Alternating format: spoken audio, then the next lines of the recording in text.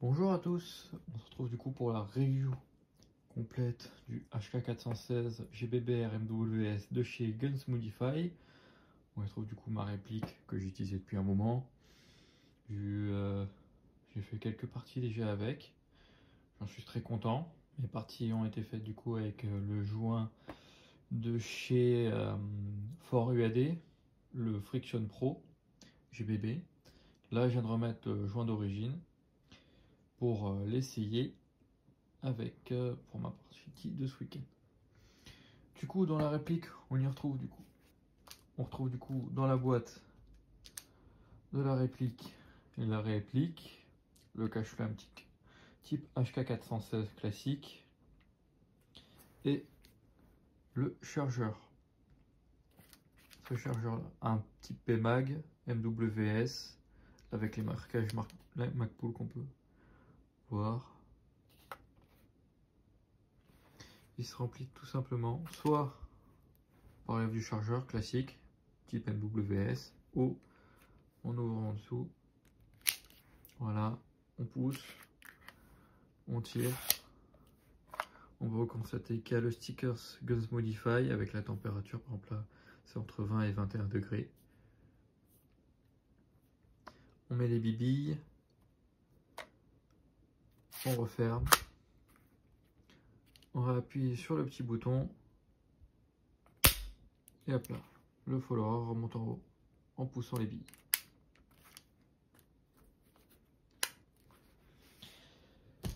La réplique est du coup compatible avec les chargeurs MWS et fonctionne très bien, voire peut-être un peu mieux avec.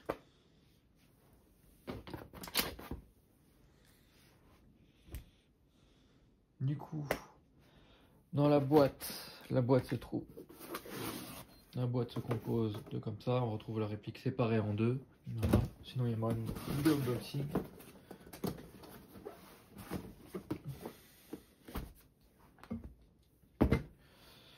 Au niveau fonctionnement de la réplique, ça reste tout simple. Du GBB classique, type M4 416. La réplique est ambidextre.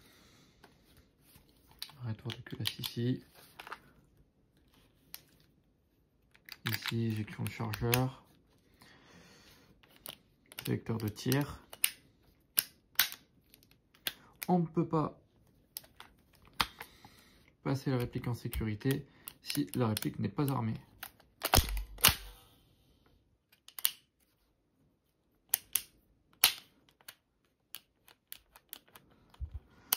Donc au niveau du marquage,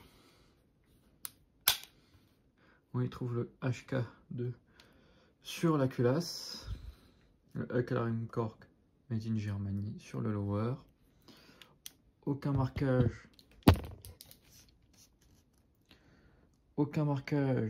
à l'avant.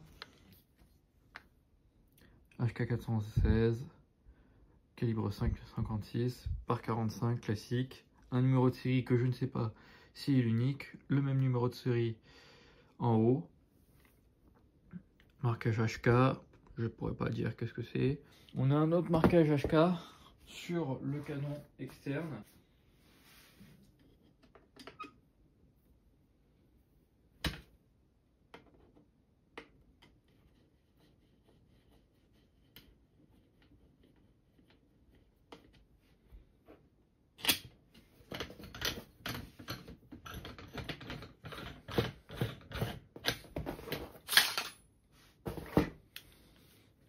Le canon externe avec le même numéro de série qui est marqué sur le lower et upper. On a du coup le retour des gaz ici qu'on peut retirer facilement. Voilà. Et la bague qui maintient le canon. Pour changer du coup le hop-up ou bloc hop-up, on retire le garde-main, on retire le retour des gaz, la bague avec la clé adaptée. Une fois que c'est retiré, on peut retirer le canon externe avec le bloc hop-up à l'intérieur. Petite particularité, vous verrez sur les photos, il se trouve deux pièces avec un ressort qui sont là pour bloquer le hop-up, pour pas qu'il ne bouge. Je vais pas faire la démonstration parce que ça reste plutôt compliqué à remettre.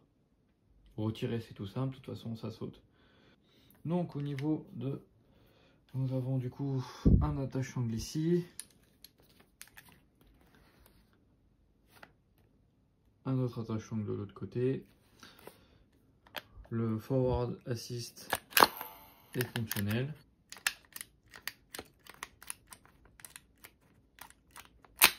Voilà. Le ressort est fort. Le kick est présent. Les sensations sont très agréables avec. Les performances sont très bonnes aussi. J'ai pas de soucis en jeu avec. Je mets du gaz 130, entre 130 et 150 par mes températures actuellement. 18 voix, entre 18 et 16 degrés, je mets du 130, 150 et ça fonctionne très bien.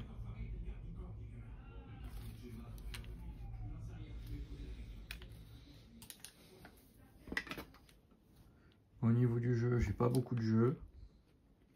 Voire même pas du tout, à part au niveau de la crosse, mais là, jusque là, c'est pas gênant. C'est même heureusement, sinon on peut pas la bouger. Au niveau test de tir, en température, on est du coup à 21, 20 degrés. Ah, même pas, 23, 22. Un peu de 150 dedans.